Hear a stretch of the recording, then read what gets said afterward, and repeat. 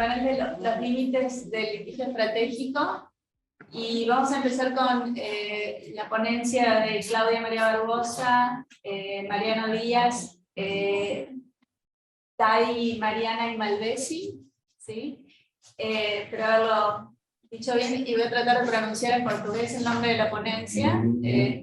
A importância da participação social no controle judicial de políticas públicas por meio dos processos estructurais.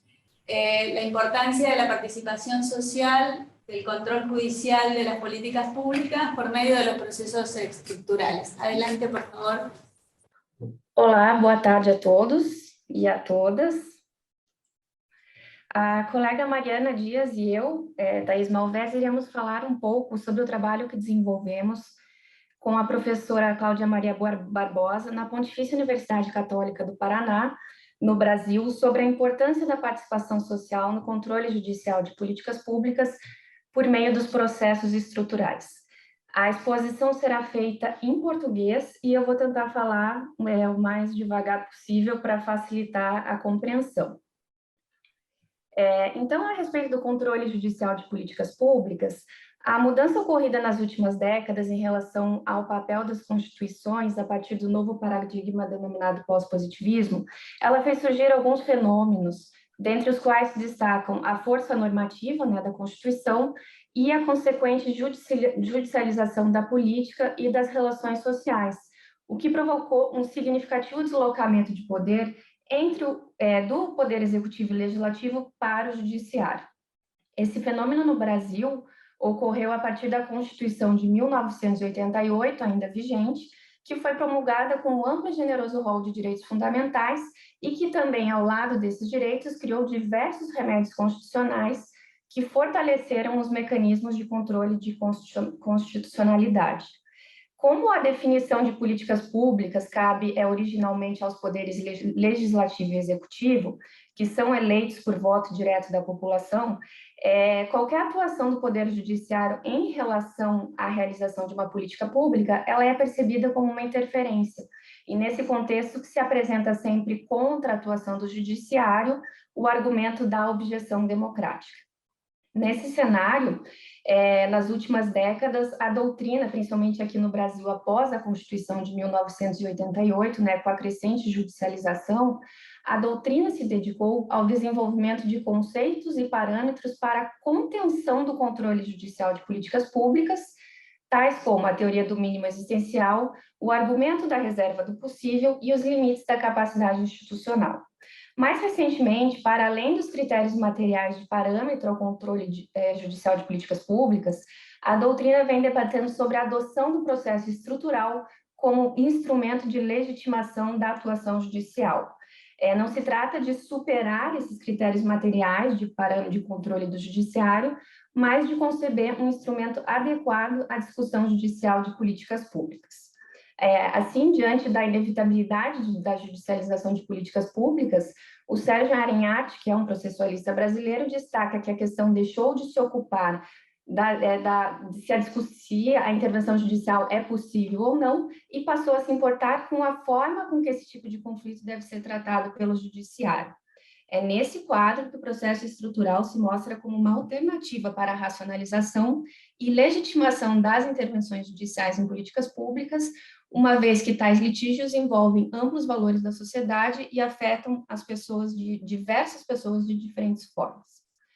O processo estrutural, ele foi inicialmente estudado por Owen Fisk, que é um professor nos Estados Unidos, que conceituou, ele percebeu essa decisão estruturante a partir do caso Brown versus Board of Education of Topeka, no qual a Suprema Corte dos Estados Unidos determinou o fim da segregação racial nas escolas. Em 1951, Oliver Brown tentou matricular a sua filha Linda Brown numa escola próxima à sua casa, mas ele teve o pedido rejeitado porque a criança era negra e a escola só matriculava crianças brancas. Assim, o Oliver ajuizou uma ação contra a Secretaria da Educação, pleiteando a admissão da sua filha na escola. O caso ele chegou até a Suprema Corte para julgamento da questão sob o viés do direito à igualdade. Em 1954, superando aquela doutrina do separate but equal, que foi decidida em 1896 nos Estados Unidos, a Suprema Corte ela reconheceu que a divisão das escolas a partir do critério racial era inconstitucional. Diante da dificuldade de cumprimento da decisão, o caso retornou à Suprema Corte sob o nome de Brown II para a discussão da forma de implementação dessa decisão. É nesse contexto que o Owen Fisz identificou o nascimento de uma nova forma de adjudicação que foi denominada de reformas estruturais. Conforme define o Owen Fisz, esse caso ele permitiu a percepção de uma outra maneira de verificar a relação entre um direito e um provimento judicial, visto que a implementação da decisão ela transcendeu o caso individual da Linda Brown e seu cumprimento implicaria na reforma estrutural de instituições de grande porte. Então, todas as escolas americanas teriam que se adequar para receber crianças tanto brancas quanto negras, não só o caso da Linda Brown. Esse caso, dentro do contexto do evento, além de se tratar de um caso clássico de processo estrutural, ele foi um caso típico de litigância estratégica, porque toda a estratégia processual foi desenhada por uma associação que promovia a igualdade racial, em conjunto com outros ativistas e movimentos de direitos humanos. Ele se tratou do movimento nacional estratégico contra a segregação racial, não apenas na escola. E, nesse caso, eles escolheram os autores da ação para fazer essa discussão e para levá-la para a Suprema Corte. Eles definiram a estratégia e as teses que seriam levadas até a Suprema Corte, inclusive o fato de se atacar a segregação nas escolas, porque poderia ter sido atacada a segregação nas diversas esferas sociais da sociedade. E optou-se por discutir isso, né, levar essa discussão da segregação racial no âmbito das escolas. E nesse contexto, né, eu trago aqui o conceito do Owen Fisz a respeito do processo estrutural. Por meio dele, o judiciário busca significar valores constitucionais por meio da readequação de burocracias estatais, eliminando a ameaça imposta a tais valores por arranjos institucionais existentes. Eu trago aqui uma definição também do doutrinador brasileiro, que é estudioso desse tema, do processo estrutural, Edilson Vitorelli, para quem o processo estrutural ele é um processo coletivo por meio do qual se pleiteia a reorganização de uma estrutura burocrática, que por meio do seu funcionamento viola direitos fundamentais. Esses litígios estruturais, então, que acabam se convertendo em processos estruturais perante o judiciário, eles não decorrem de uma ação específica da outra parte, mas de um estado de coisas contrário ao direito, cuja mudança, né, cuja solução depende de uma reestruturação burocrática. As características, né, quanto às características do processo estrutural, é fundamental perceber que, por meio dos processos estruturais, pretende-se não apenas eliminar uma conduta ilícita, né, impondo-se uma obrigação de fazer ou não fazer, o que seria um processo clássico, mas definir a reestruturação de uma relação burocrática que causa o dano. Então, o processo estrutural ele tem efeitos essencialmente prospectivos. Ainda por meio desses processos, uma decisão pode afetar de formas distintas diferentes segmentos da sociedade. É o que o Vitorelli, né, o já citado Vitorelli, identifica como litígios coletivos irradiados. Os litígios estruturais são policêntricos em razão da presença concomitante de vários interesses no mesmo conflito, o que impõe não só a revisitação do que se entende por contraditório, mas a adequação de todo o rito processual para ampliação das formas de participação social no processo. Diante da sua ampla finalidade, né, de discussão de políticas públicas, o processo estrutural ele exige uma amplitude maior do que a lógica dualista dos processos, de forma a permitir que o judiciário ele tenha conhecimento de todo o conflito sob diferentes perspectivas. Então, o processo estrutural ele demanda uma nova definição do contraditório e a mitigação dos princípios da demanda e da distrição do pedido, que regem o processo civil brasileiro. Então, em relação ao contraditório, ele deve ser garantido sempre que possível pelos diversos grupos de interessados, seja por meio da participação direta, de representantes adequados ou ainda de especialistas, tudo com a finalidade para que todos possam contribuir para a construção de uma visão mais esclarecida do problema e das possíveis soluções. Em razão dessa redefinição do contraditório, né, os processos estruturais devem ser permeáveis, uma vez que a ampla participação pode acrescer novas questões aos fatos descritos na petição inicial. Considerando o objetivo dos processos estruturais, né, que são a reestruturação burocrática, A sua implementação, como ocorreu no caso Brown, ela exige a elaboração de um plano de longo prazo para promover essa alteração. Essa implementação se dá pelo que se chama de execução estrutural, mediante providências sucessivas que garantam o atingimento dos resultados em etapas que, uma vez cumpridas, serão avaliadas seguindo ao próximo passo. E sempre é importante, em cada uma dessas etapas, na própria execução, garantir a participação social. Essa execução em etapas ela é denominada pelo Sérgio Arinhart, né, já citado, como provimentos em cascata. E para além dos efeitos materiais diretos de uma decisão em processo estrutural, as decisões estruturais podem produzir efeitos indiretos, uma vez que elas dão relevo ao direito fundamental violado ao priorizar determinada discussão. E a partir disso, se promove um engajamento a partir da mobilização da sociedade civil sobre a questão. E já concluindo a minha parte, né, a grande vantagem dos processos estruturais para a intervenção judicial em políticas públicas é a racionalidade que esse procedimento confere à atuação judicial, inclusive legitimando democraticamente a decisão ao possibilitar a participação social na construção da solução, tema que será aprofundado a seguir com relação à participação social, né? Então, assim, é possível enfrentar aquele argumento inicial da objeção democrática. Além disso, o processo estrutural ele se coloca como uma ferramenta para a litigância estratégica, que é o tema do evento, uma vez que, superando a questão de uma justiça individual, né, voltada a um caso concreto específico, ele pretende alcançar mudanças sociais de grande porte com efeitos duradouros e profundos para toda a sociedade. Aqui eu concluo minha exposição, passo a palavra à colega Mariana. Graças por la atenção.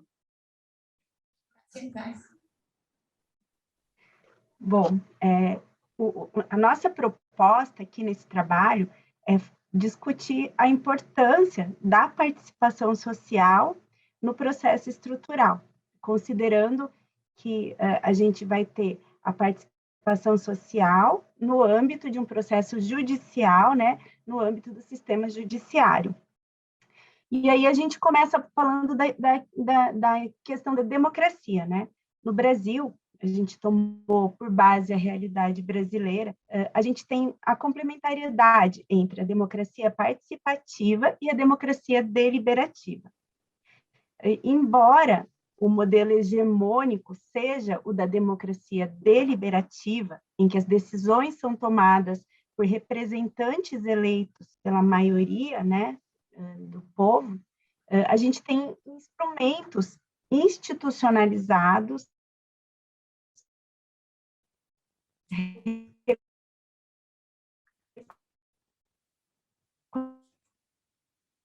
reconhecidos pela própria Constituição na gestão pública. A gente tem, então, a existência de conselhos de cidadania, muitos conselhos, centenas de conselhos. A gente tem as conferências, que podem ser municipais, estaduais, federais, as reuniões institucionalizadas, né, para encaminhamento de políticas públicas, quando a administração pública se abre para isso.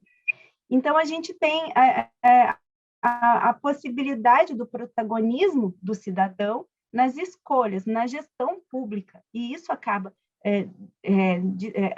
tornando a política pública para a garantia de direitos fundamentais mais efetiva e mais adequada, né? Que vai atender de uma forma mais efetiva os interesses daquela população que é destinatária dos direitos fundamentais.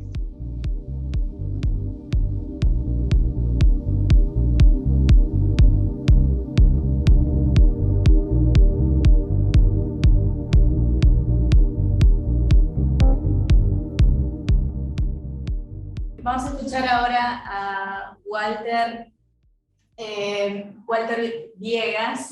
Javier Viegas de la Universidad de CEPAS, sobre la abogacía en el cuerpo de abogados y de los abogados, obstáculos, prácticas y hallazgos jurisprudenciales en la defensa de los derechos humanos en Argentina. Walter. Buenas tardes a todas, a todos.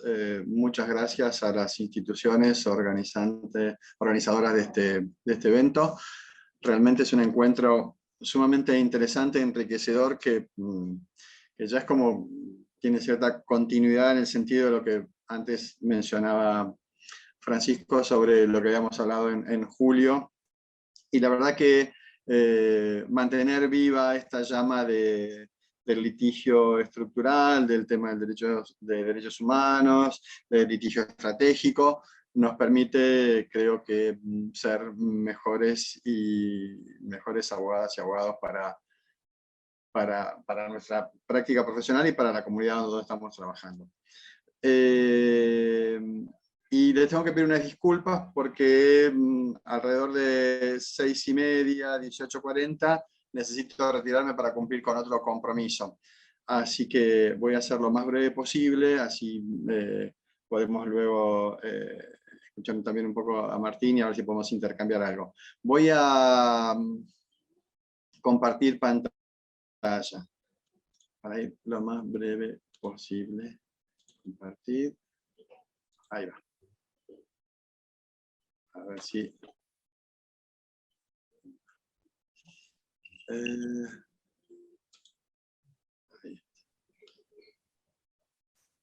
Ahí va. Ese sería el título de la ponencia. Acá me voy a tomar una licencia y voy a... justamente para esta actividad que estamos desarrollando entre ayer y hoy acá, es un pequeño parrafito de Hamlet, de Shakespeare, en el que Hamlet recomienda a los actores cómo debe ser esa representación.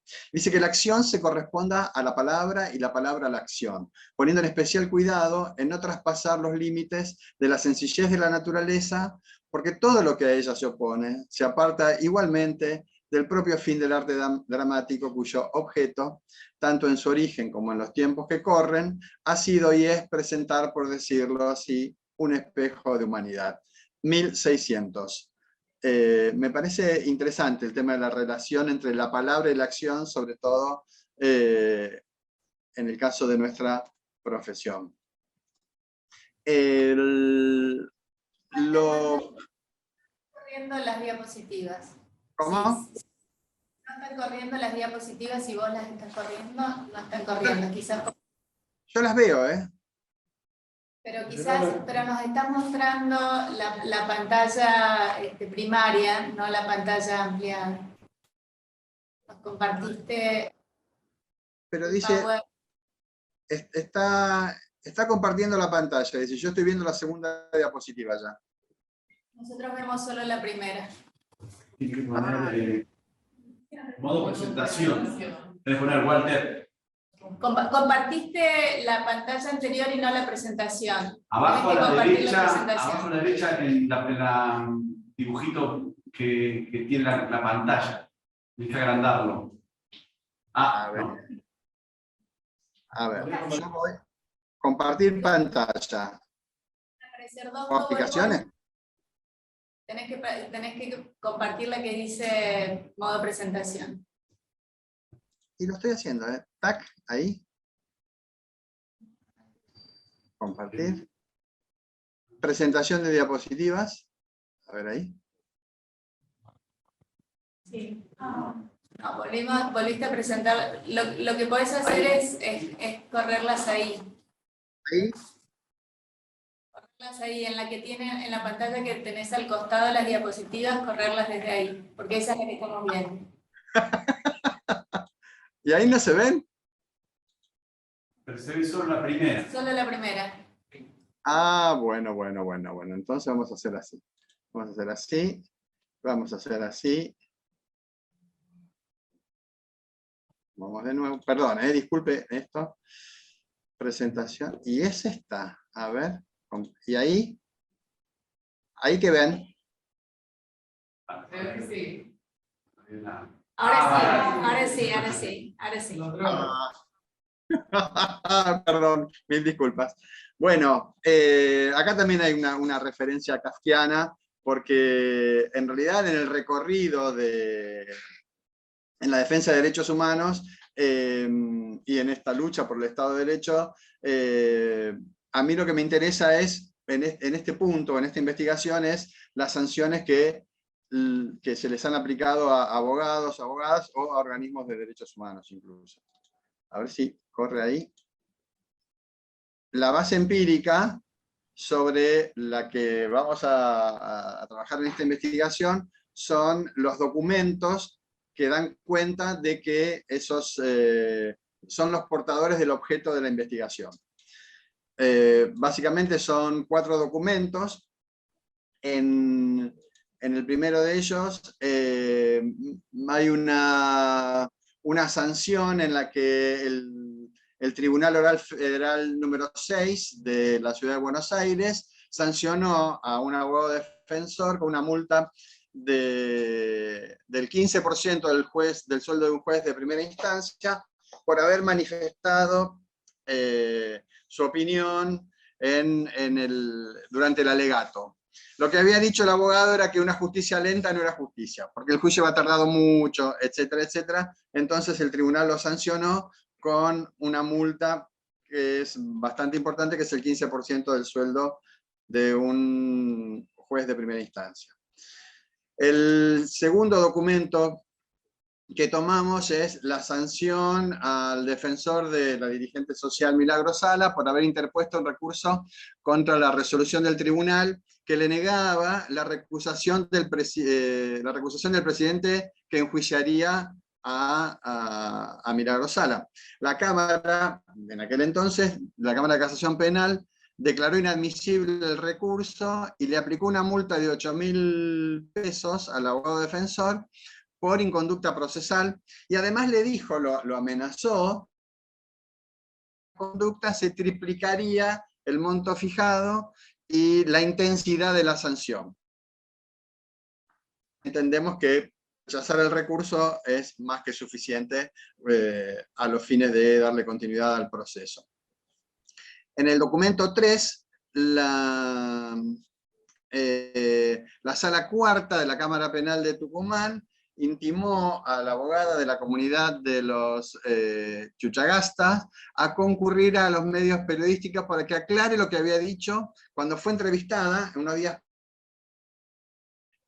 cuando se cumplió el homicidio de un dirigente indígena, y la abogada había remarcado el retardo injustificado de justicia respecto a ese caso, e invitaba a la sociedad a acompañar a la comunidad en su reclamo por las calles de la ciudad de Tucumán. La idea de la propuesta de la abogada era sumar a la comunidad en este reclamo y lo que venía sucediendo con relación a este proceso puntualmente.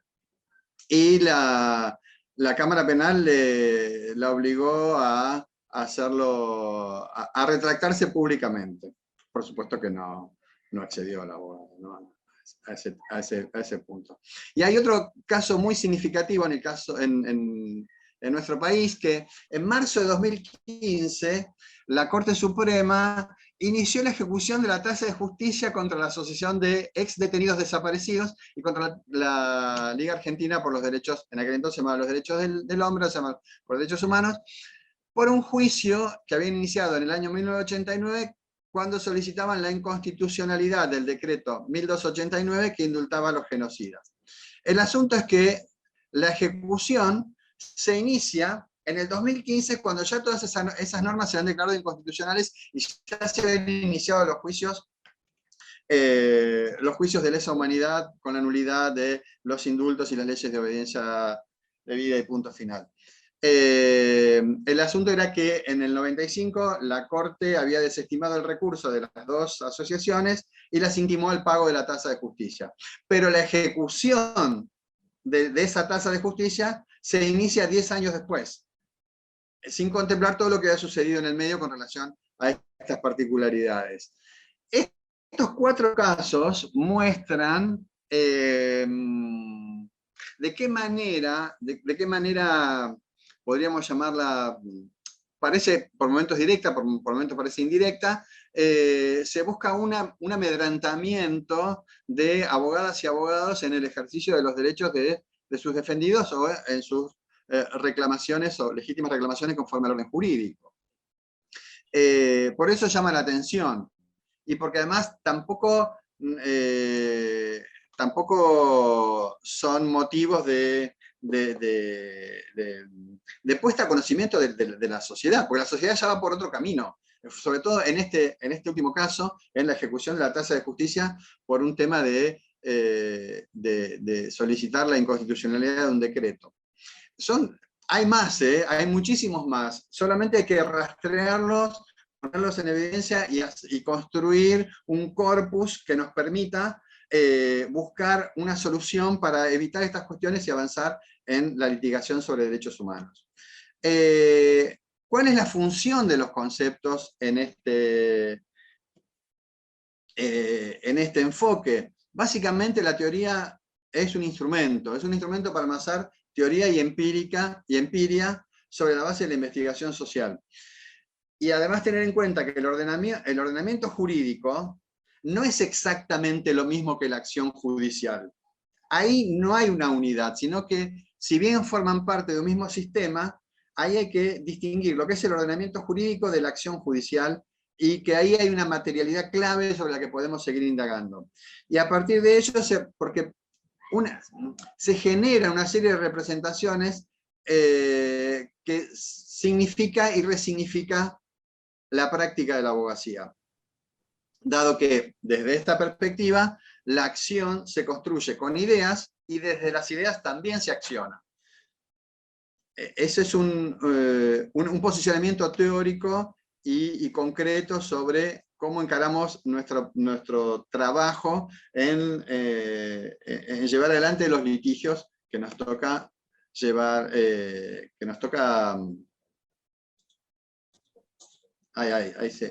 texto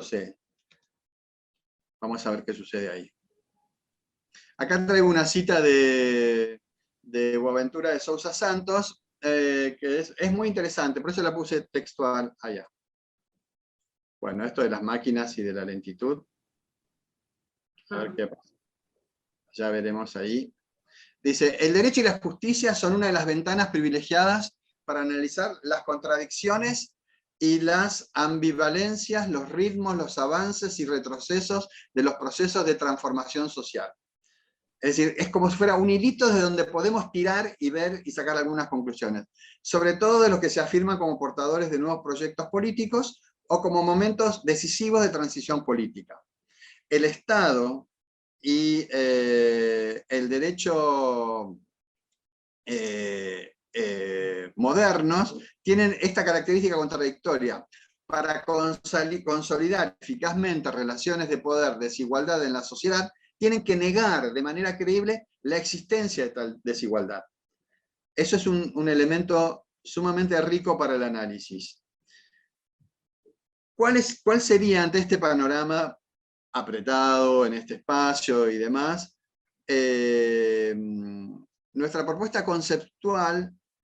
Sería adoptar decisiones normativas en base a la construcción de prácticas políticas a partir de conceptos y criterios propios, que surjan del análisis de esa práctica. Mirarnos a nosotros mismos respecto de nuestras propias prácticas. La horizontalidad que reemplace la verticalidad jerárquica en la conducción y elaboración de proyectos políticos, jurídicos, emancipadores. Tener en cuenta la heterogeneidad de los sujetos y de las situaciones alcanzadas por la norma jurídica. Este es un tema que yo diría que en esta jornada de estos 2 días ha sido cíclico, el tema de la heterogeneidad, que podríamos trazar una barra y decir heterogeneidad, singularidad de los sujetos, que es un tema sumamente conflictivo. El derecho está pensado y organizado en forma tradicional para la generalidad, pero la heterogeneidad y la singularidad es algo que pone en tensión el mismo orden jurídico. Y por supuesto, la posición crítica de la teoría de la representación. Esto en términos conceptuales, pero en términos normativos también podemos avanzar en algún punto, y para ello una experiencia interesante, habría que profundizar un poco más, y esto sería un primer acercamiento, tomar el caso de la Constitución de Brasil, en el artículo 133, que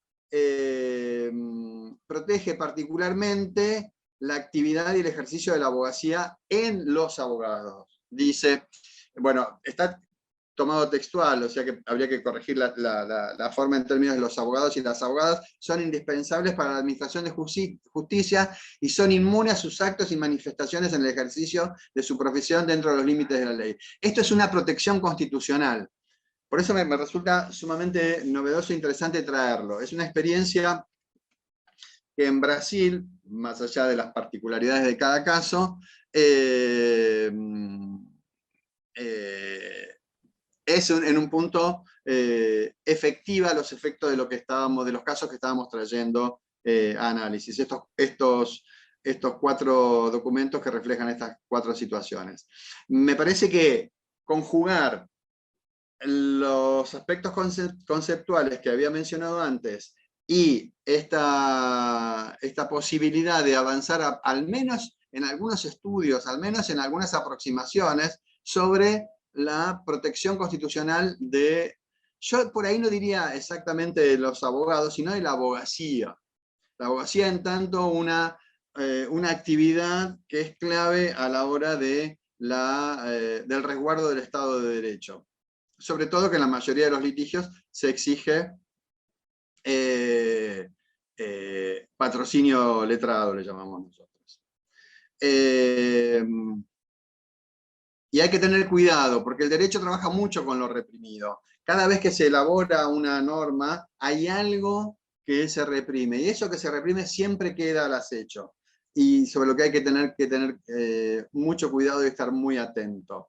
Por eso el tema de las sanciones es una excusa, más que nada, para ver que lo reprimido está ahí esperando para ver en qué momento puede volver.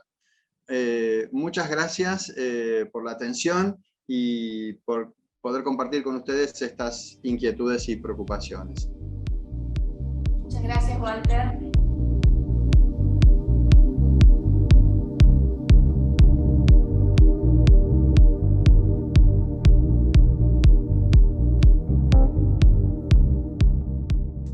Muchas gracias, Daniela, gracias a todos, gracias por estar, no solo por este evento puntual, sino por esta serie de esfuerzos que tiene el edificio estratégico y en lo muy importante que es sistematizar y pensar qué tiene, para qué hacemos estas cosas y qué esto implica. Un título alternativo posible, lo que yo voy a contar ahora, que no es más que una reorganización del estado del arte, de la literatura en materia de litigio, del cual Mariela ha escrito y viene escribiendo desde hace mucho tiempo, Título alternativo: lo que el litigio estratégico tiene para aprender y para enseñarle a la teoría constitucional. A ver, arranca medio pesimista, arranca con sombrero negro, arranca con el abogado del diablo del litigio estratégico, y por eso uso la palabra límites. Límites, cosas que son zona de problemas y de pensamiento. Y después, a esos 4 límites, le acoplo las 4 precondiciones que permiten sortear esos, llamémosle, latos problemas. Los 4 límites, 4 problemas. El litigio estratégico es conservador, es policéntrico, tiene problemas de escala y tiene problemas estructurales de ejecución. Voy a explicar un poco separado, tratando de ser lo más inteligente posible, qué es lo que quiero decir con todo esto. ¿Por qué digo que es conservador? Porque en su versión más estándar, aunque puede haber otra, el litigio estratégico lo que le va a pedir a alguien a la justicia es que se cumpla una normativa que no se está cumpliendo. Entonces, por definición, el litigio estratégico es más funcional, más eficaz para lograr eso, que para lograr algo que puede ser muchas veces un serio problema, que es que está mal, no es que no nos gusta. La transformación de una legislación injusta. Acá yo tengo que hacer una primera concesión, un caveat muy importante. En nuestras sociedades siempre somos muy optimistas al legislar sobre nuestros catálogos de derechos y sobre las capacidades estatales para llevarlos a cabo. Con lo cual, este solo hecho de tener una herramienta para pedirle a la justicia que lo que está en la ley, en casos discretos y singulares, se cumpla, y esto sirva como ejemplo, eso solo de lograr que se cumpla lo que está es ya bastante revolucionario. Con lo cual, devalúo un poco mi idea de que sea conservador, pero lo quiero poner en el frente, porque no es un mecanismo de cambio de leyes. Yo con un litigio estratégico puedo defender a una persona que en defensa propia es acusada de homicidio de lesiones derivadas de violencia machista. Ahora, eso me va a dar el resultado de una persona absuelta. El problema en sí requiere un montón de transformaciones impuestas de acto de capacidades estatales que se me van del litigio. Esto es un límite, no es una descalificación. Quiere decir que el litigio nos sirve hasta ahí. Y que después sigue el partido, sigue el camino, y está bueno ver el tema más completo. Voy a pasar muy rápidamente por los otros problemas que también han sido muy estudiados y son casi naturales. El litigio suele tener, el litigio estratégico no es una persona que accidentalmente tuvo un problema. El interés público implica que tiene reverberancias o repercusiones en muchos actores sociales. No es solo el gobierno demandado, el particular demandado. Y entonces ahí tenemos un problema recurrente, un descalce, un offset, entre el vehículo que usamos, que es el vehículo del viejo proceso procesal, de actor demandado, pero con ese vehículo queremos ir a un lugar donde hay una esencia policéntrica, una miríada. Mariana y Thais lo explicaron incluso mejor que lo que yo simplemente lo menciono, y de esto tenemos dificultades de escala. En el concepto de litigio estratégico no estamos litigando el caso individual, sino estamos generando un caso mucho más grande. Y eso tiene problemas. A veces lo puede hacer una ONG, a veces lo puede hacer algún abogado, digamos, un esfuerzo individual inorgánico que tomó una agenda, y muchas veces la hacen las clínicas jurídicas. Pero del otro lado, lo que hay es un tema extraordinariamente complejo, con barreras técnicas y conceptuales, y hay que pensar en todo un estado de cosas, que no es esos ejemplos que ponía Besarf en el Código Civil, de los bueyes entre Ticio y Plínio. Hay que saber muchas cosas. Muchas veces los demandados son los que tienen la experticia, las empresas saben más de sus operaciones, el gobierno sabe más de sus presupuestos. Y es bastante complejo. Y esto que lo tienen las personas que litigan, también lo tienen los tribunales.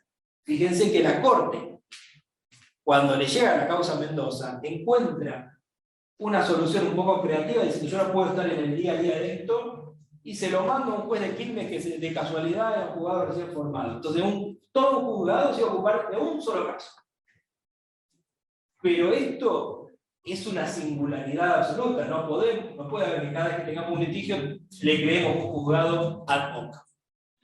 Entonces, es importante ver cómo dimensionamos esos problemas de escala.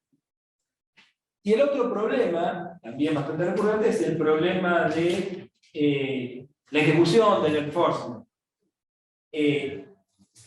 Si yo tengo, por ejemplo, nosotros tenemos los casos de incriminación de tenencia para consumo de estupefacientes, esos casos yo los resuelvo fácil, si quiere, porque se declara inconstitucional, se cae el juicio por una nulidad, la persona que estaba condenada hay que liberarla. Estaba procesada, hay que liberarla. Ahora, si yo tengo un problema de un río contaminado, hay que hacer un montón de cosas. Si yo tengo un problema de situación carcelaria, hay que construir, hay que poner dinero. Si yo tengo, como el caso Brown versus Board of Education, un problema de segregación racial, tengo que palmar todos esos chicos que iban a distintos colegios y ver a dónde van a ir a partir de ahora.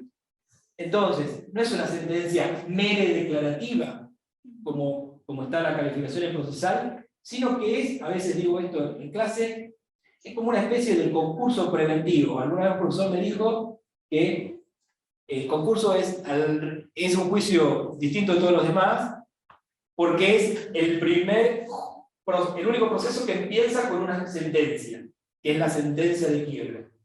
Bueno, en muchos de estos procesos, en realidad, la demostración del incumplimiento es lo primero que tenemos que empezar para empezar a hablar, y de ahí sigue un camino mucho más largo, sobre todo en todo lo que sean estructurales.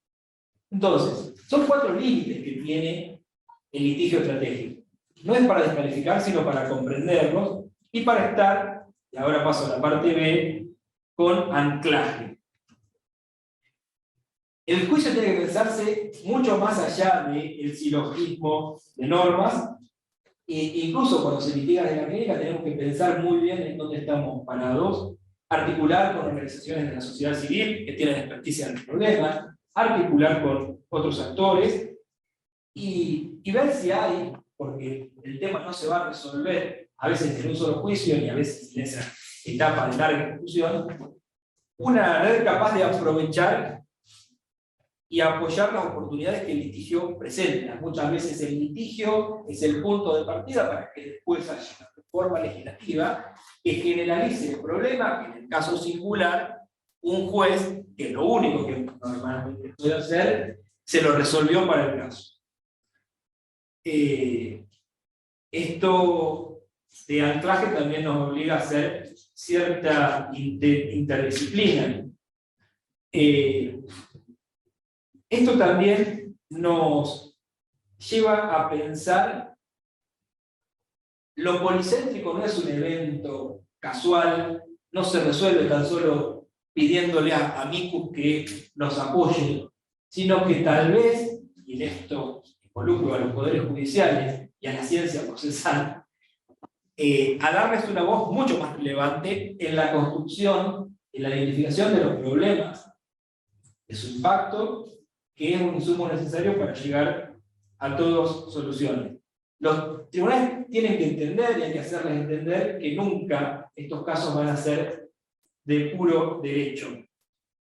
Es imposible pretender que un litigio armado desde el puro derecho se transforme en un catalizador de reforma. Nosotros tenemos muchas veces una visión de túnel.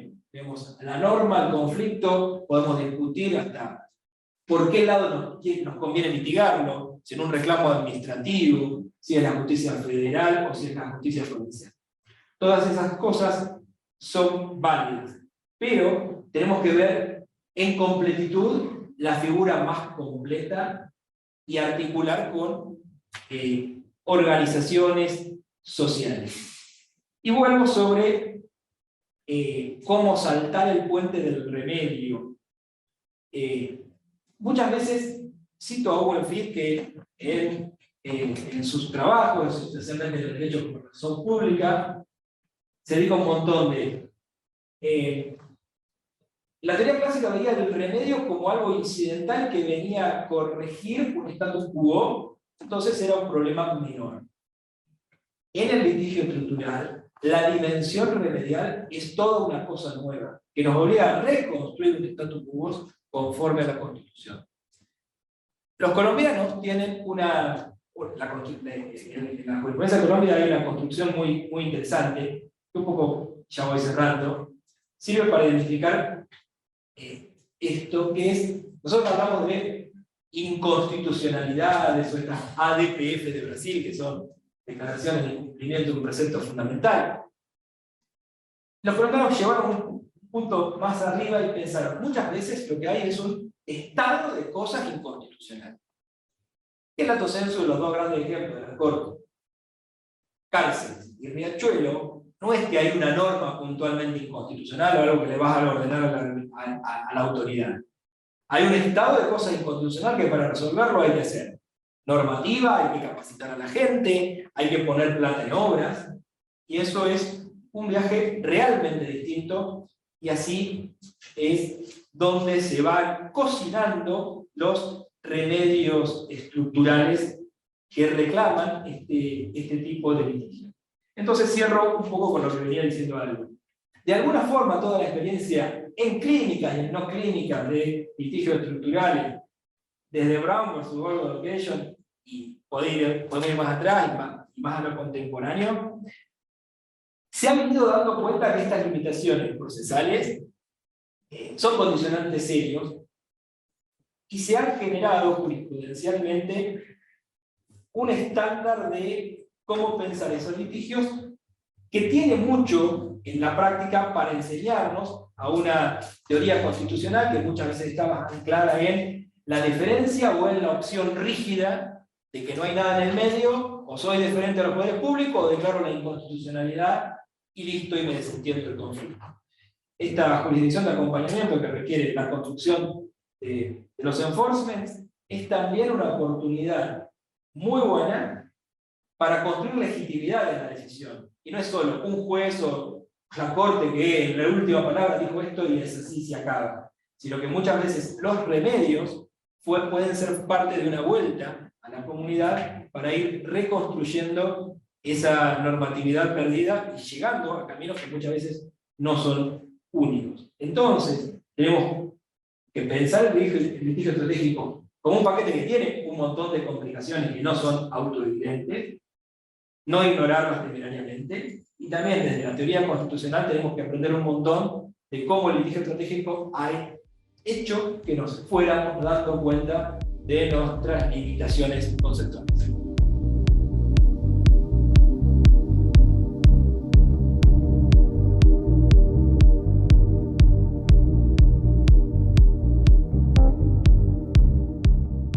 Nosotros teníamos una ponencia muy teórica y abstracta, me parece mucho más entretenido polemizar con Gustavo, charlar con los ponentes, porque ha sido muy enriquecedor. Si me queda algo de tiempo, diré algo de mi ponencia, pero está escrita. No. Una cosa que a mí me resultó muy interesante de Mariana y de Thais, y que me parece que es no quiero generalizar y decir, es como está pensando Brasil, quizás sea demasiado decir eso, pero es la influencia de Owen Fils y de The Form of Justice en la manera en que pensamos el litigio estructural en Latinoamérica, ¿no? Y creo que la influencia ha sido muy grande. Y creo que es un problema, porque me parece que Owen Fils claramente estaba pensando en un tipo de litigio público que exigía remedios que reformen la burocracia, como bien lo describían Mariana y Thais, ¿no? En Latinoamérica nosotros llamamos litigio estructural a Fredo, a Cisneros, a casos contra empresas privadas, llamamos litigio estructural a declaraciones de inconstitucionalidad, a Riola, digamos, nosotros llamamos litigio estructural a una gama bastante más amplia que la que miraba Owen Fils. La que miraba Owen Fils es uno de los problemas más interesantes quizás del litigio estructural, los más desafiantes, lo que tiene que ver con los remedios, como decía recién, nos decía Gustavo. Pero la cuestión de los remedios me parece que también es otro lugar en donde estamos teniendo conversaciones en Argentina y en Brasil, que son conversaciones con intereses todavía algo dispersos, ¿no? Una manera de pensar en los remedios es pensar en los remedios como una manera de legitimar al Poder Judicial en su intervención estructural. Entonces, ¿qué son los remedios estructurales? Estrategias, de alguna manera, de deliberación o de mayor participación ciudadana, con el fin de legitimar políticamente la intervención contramayoritaria del Poder Judicial en una política pública. Esa es una posibilidad y me parece que está muy empujada por las teorías que todos estamos discutiendo en el derecho constitucional. Y quizás esa sea una de las cosas que el derecho constitucional y la teoría constitucional le hacen mal a la litigio estructural.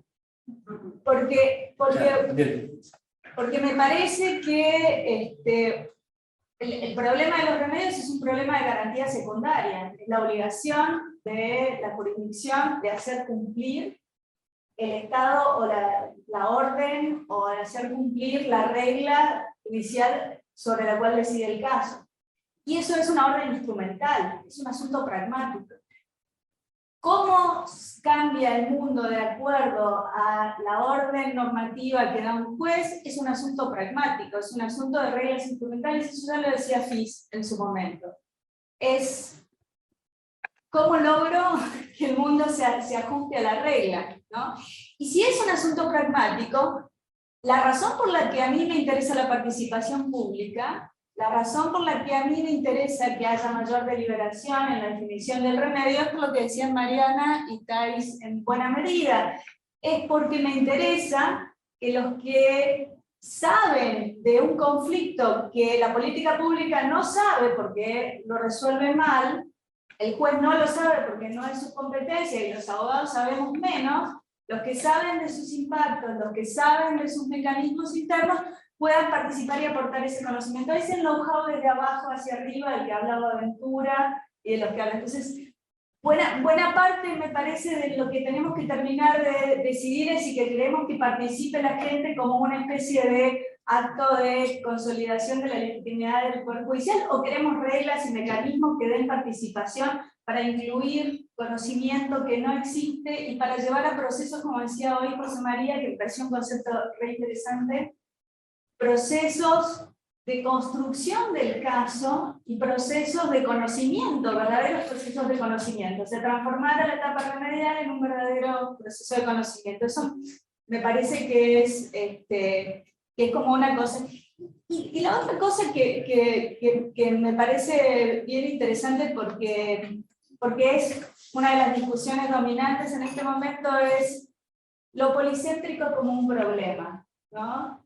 El haber empezado a hablar del litigio estructural como un espacio en donde se construyen casos policéntricos, en donde nos encontramos que empezamos a discutir ya no con estándares de víctima, como decíamos esta mañana, sino empezamos a discutir con estándares mucho más complejos, ¿no? En donde aparecen diferentes actores actuando de un lado y del otro. En Riachuelo las mismas víctimas eran los que contaminaban, eventualmente, ¿no? Entonces, esa bipolaridad unicausal que caracterizaba a los procesos antes ya no está más ahí, ¿no? Ahora, ¿la policentría realmente es un problema nuevo? ¿O los litigios estructurales, preocupados pragmáticamente por los remedios, nos hacen pensar que la policentría debería tener un espacio en la regulación procesal? Yo tiendo a pensarlo más de esa manera. La policentría existió siempre, digamos, el impacto a diferentes personas, o sea, un divorcio. Los hijos no se ven afectados, los vecinos no se ven afectados por la resolución, entonces la familia, los herederos no se ven afectados por la resolución. Todos los conflictos han sido históricamente policéntricos. Lo que nos está diciendo el proceso estructural que pretende reformar la realidad, remediar la realidad, es que, bueno, capaz que los procesos tienen que dar cuenta de esa policentría de una manera más seria para garantizar la construcción del conocimiento que se necesita para construir un remedio pragmáticamente eficiente. ¿Sí? Pragmáticamente eficiente. Y si alguna legitimidad del Poder Judicial va a alcanzar a través de este procedimiento, es siendo eficiente, siendo efectivo, consiguiendo que sus resoluciones se cumplan y se implementen. Entonces me parece ahí que pensar en la policentría desde ese lugar también nos da una vuelta de tuerca con respecto al punto de Gustavo de si el litigio estructural es conservador o no. Y yo estoy re del lado de Gustavo en esto. Yo creo que todo litigio es conservador, como dice él, en la medida en que supone venir a decir que se cumpla la ley, ¿no? Hay una cosa ahí, lo que dice la ley, como si el mundo la descripción del mundo de la ley fuera la descripción final y completa y maravillosa, cuando sabemos que es un recorte sobresimplificado de la realidad y de los problemas, ¿no? Ahora, cuando uno piensa en contextos como Brasil, contextos como Argentina, contextos latinoamericanos, y bueno, las leyes de los últimos 20 años vienen a ser leyes muy progresistas, y su implementación, como decía Gustavo, es una implementación que sugiere progreso revolucionario, digamos, y entonces de repente los tribunales que tratan de implementar esas leyes, que históricamente han sido los autores del conservadurismo, se encuentran desafiados a ser revolucionarios. Entonces ahí hay un problema de, me parece, de autoconciencia, de autopercepción en la jurisdicción. Y creo que esa es una de las cosas interesantes de lo que estaba diciendo Gustavo, es decir, hay una psicosis fuerte entre tribunales que históricamente han sido los defensores de la conservación del status quo, a tribunales que ahora, en el momento de implementar las leyes, se ven en el desafío de ser quienes cambien el status quo, ¿no? Y esa psicosis me parece que es interesante y desafiante de alguna manera de lo que está pasando. Doy un poco de tiempo, porque usted parece hablando mucho y después comentar las cosas.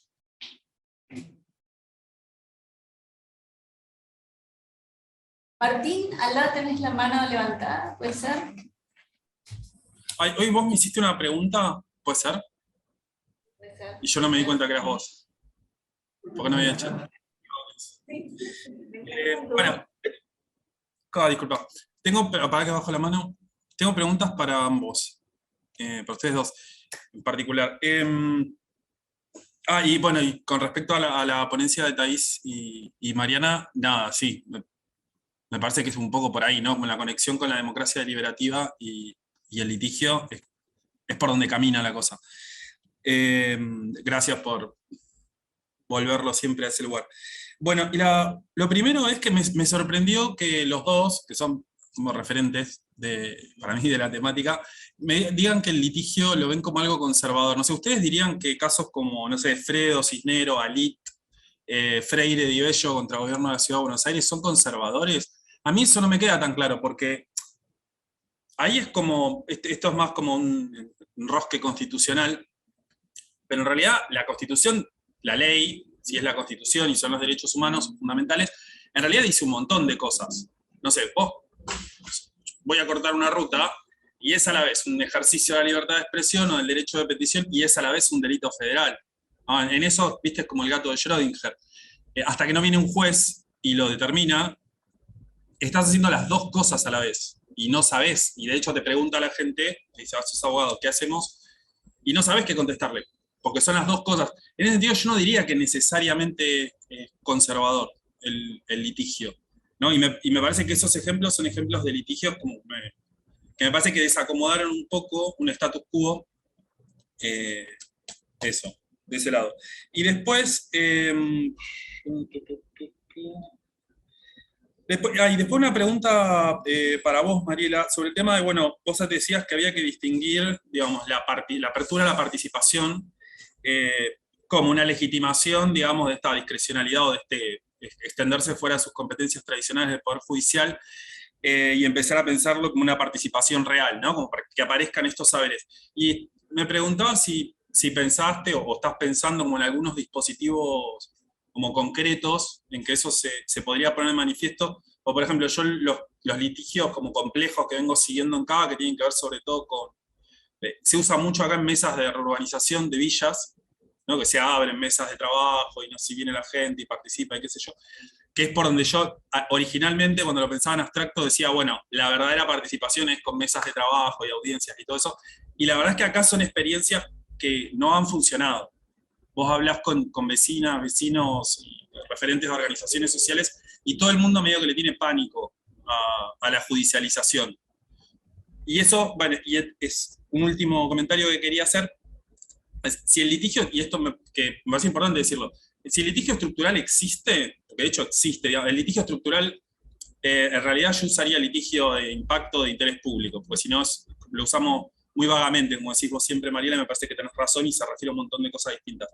Pero digo, que los tribunales se metan a resolver problemas, si eso ocurre, es porque el resto de las instituciones no lo está haciendo, digamos.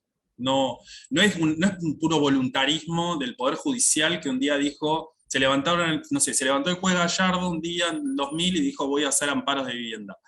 Si todo ese proceso, ese fenómeno existe, se da y se sostiene en el tiempo, es porque realmente están canalizando una cantidad de demanda. Digamos, es un fenómeno que existe ahí afuera, ¿no? Eso. ¿No? Eso quería decir. Y no, me quedo como medio sin remate, disculpa. Yo voy a aclarar porque después la pregunta para Mariela es más larga. Nosotros estamos en un estado donde a veces los congresos y las legislaturas firman cheques que la política, que las administraciones no pagan. En ese sentido tenemos un amplio stock de derechos proclamados y no implementados, por lo cual se da la paradoja de que el solo hecho de cumplir la ley empieza a ser una transformación importante del statu quo, una transformación que alguien alguna vez prometió y no terminó de ejecutar. En ese sentido, te estoy dando la derecha, claro, no, eso no es conservador, estoy pidiendo que se ejecute la ley, que se cambie el statu quo en las cosas más grandes, hasta decir tiene que haber una Cinemateca Nacional, una ley del 2000 que nunca se hizo. Entonces sabemos la cantidad de leyes sancionadas y no reglamentadas, en fin. Ahora, la advertencia yo decía es, a veces el litigio no alcanza. Entonces, vos con el litigio estructural llegás hasta un punto. Ponele, podés llegar hasta FAL. Ahora, si querés interrupción voluntaria del embarazo, tal vez no sea algo... digamos, en Estados Unidos, como sabemos, tuvo un origen jurisprudencial.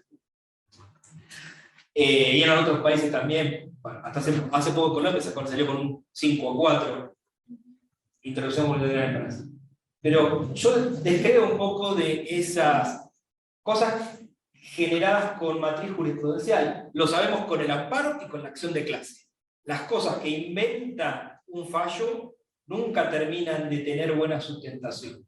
Entonces, para tener un cambio del statu quo, cambiar un derecho, generar derecho nuevo, la ventanilla más idónea no es la del litigio estructural, aunque puedas tener una parada técnica en el litigio para después proyectarte a una reforma legislativa o una visibilización social del problema, que tal vez es lo que hace necesario y precondición para que la administración se ponga las pilas.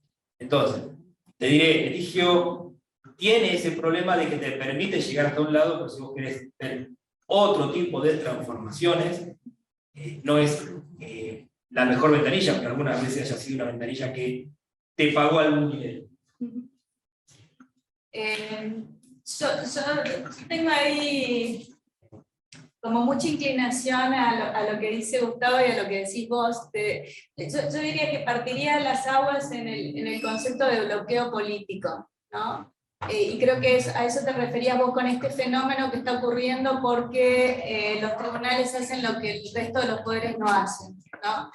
La idea de bloqueo político es una idea clásica ya y que tiene esta idea de, bueno, hay minorías insulares que no pueden incluir sus afectaciones dentro de la agenda pública, pasa administración tras administración y no consiguen incluir esto, no consiguen que le cumplan la ley, no consiguen esto. Entonces lo que tenemos es una situación de bloqueo político que por un lado legitima la intervención judicial, ¿sí? Porque uno no podría decir que el Poder Ejecutivo le está imponiendo a la administración qué hacer, la administración no está haciendo nada, ¿no? Está invisibilizando un problema. Pero por otro lado, también cualifica la intervención del Poder Judicial en estos casos. ¿Y qué quiere decir que las cualifica? Bueno, entran a un problema al cual la administración pública no sabe cuál es la solución. Entran a un problema desconocido para todos, ¿sí? Entran a un problema para el que no hay una política pública clara, entran a un problema porque hay una ley general pero que no especifica la situación, entran a un problema del cual los poderes políticos no se han hecho cargo, ¿no? Y que no tienen ni la tecnología, ni tienen los recursos humanos preparados para eso y demás. La contaminación del riachuelo, ¿no? No estaba escondida en un cajón de la administración pública cómo se iba a solucionar el problema, no estaba escondido ahí, se ha ido construyendo durante todos estos años por la intervención del Poder Judicial. Y ahí yo creo que sí el Poder Judicial, interviniendo en ese tipo de casos, tiende a ser más progresista, tiende a hacer algo que la administración pública por sí sola no puede hacer, que es emprender planes a largo plazo, ¿no? El problema del republicanismo, por decirlo de alguna manera, es que el cambio de gobierno lo que hace es que no haya motivaciones para enfrentar problemas que requieren planes de largo plazo. El Poder Judicial puede hacerlo. El Poder Judicial puede entrar en el control de un plan como la reforma de Riachuelo, por el cual pasaron un montón de administraciones ya, ¿no? Entonces, en eso yo creo que hay una cosa ahí. Ahora, sí hay una dosis muy fuerte de conservadurismo. Si vos ves que Cisneros, después de 7 años de la sentencia de la Corte, Cisneros nunca fue conductor de colectivos, y que nunca pasó el 8% de la planta de colectiveras en Salta de mujeres, nunca. Y 42 mujeres bajaron durante la pandemia. Entonces vos te das cuenta que ahí, digamos, el Poder Judicial pareciera estar legitimando un mensaje, pero no preocupándose por la remediación, ¿no? Y si vos ves Berbisky, o sea, ¿qué es Berbisky? ¿Por qué no liberaron a todos los presos si las violaciones eran tan radicales? La intervención judicial pareciera ser un ingreso al conflicto para validar que sigan presos y que sigan en la situación que siguen, digamos, sin compromiso real con la... Entonces, hay casos que a uno dispara la idea de que ese lado conservador de las Cortes intervienen en procesos estructurales para conservar lo que las feministas dicen, reformar para preservar, ¿no? Hacer una pequeña, en este caso sería intervenir para preservar, ¿no? Y eso lo ve uno en ciertos casos. Ahora, ¿cuál es el tipo de remediación que en los casos de bloqueo político pueden funcionar y que tienen que ver con la participación de otros que tienen el conocimiento, que podrían aportar a esos procesos de conocimiento más amplios de remediación? Yo trabajo la remediación experimentalista, que es esencialmente pragmática, que no piensa desde la lógica deliberativista, sino que piensa desde la lógica pragmática, para quien la víctima puede ser un actor importante para el conocimiento, pero no es el único, porque la razón de su inclusión no es legitimar la decisión, sino la razón de su inclusión es que sabe y que puede aportar sobre el problema.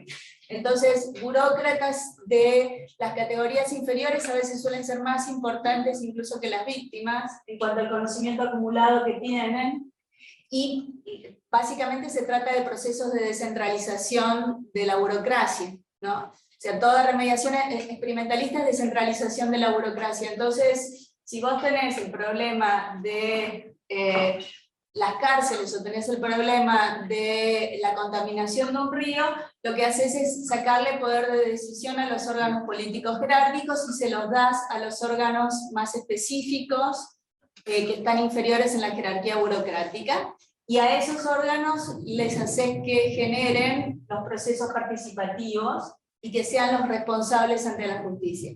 Porque si vos haces responsable al director de Acumar, como pasaba en Riachuelo, el director de Acumar cambia cada 2 años, ¿no? Entonces, el proceso de remediación se vuelve el juego de la oca, digamos, es un juego... Pero en cambio, si vos haces responsable al burócrata que va a estar ahí siempre, digamos, y el más especialista en el tema y el más experto en el tema, si la comisión que creás o la creás entre los que participan en la ejecución del plan, bueno, ahí hay mayor esperanza. Pero la idea es descentralizar la burocracia como idea central, digamos, como forma de remediación y de búsqueda de un proceso de conocimiento más amplio. Esa sería la respuesta más corta que puedo yo. Mariana, ¿vos querés hablar? No nosso entendimento também, a participação social no processo estrutural possibilita, né, a desestabilização do status quo. E é uma forma de empoderar, né, de fortalecer aqueles grupos historicamente marginalizados, que historicamente nunca participaram de decisões políticas importantes, nunca tiveram a oportunidade para trazer as realidades vividas por eles e propor a solução para os problemas que são deles, né? Que para a efetivação dos direitos que eles têm, mas que nunca foram efetivados. Então, para que ele seja para que realmente a participação social no processo estrutural seja efetiva no sentido de produzir essa justiça dialogada, é necessário que o Poder Judiciário e todos os órgãos que compõem o sistema de justiça tenham essa postura crítica, essa observação crítica da realidade e que contemplem essas populações, né? Porque se não tiver um encaminhamento adequado das questões e se o Poder Judiciário contemplar apenas aqueles grupos que já estejam organizados e que já tenham um poder de interferência nas decisões políticas, não vai realmente, né, servir para alterar nenhuma realidade, vai servir justamente para manter aquela situação de injustiça que já existia. Então, a participação social, de fato, tem que ser qualificada e tem que estar baseada na inclusão e na mobilização de todos os grupos, inclusive daqueles que eventualmente não estejam mobilizados. Eu não sei se foi exatamente isso que foi trazido, né? Se era isso que foi questionado.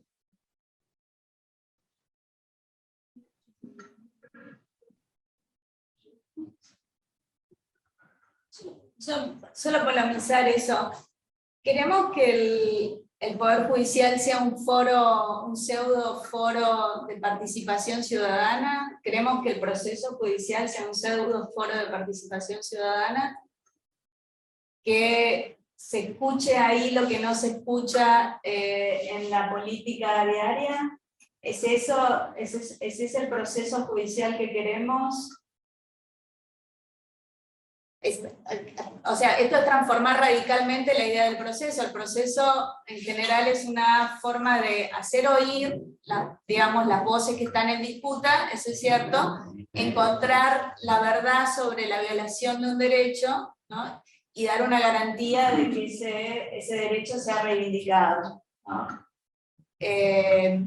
Un foro político un foro político deliberativo tiene otro cariz, ¿no?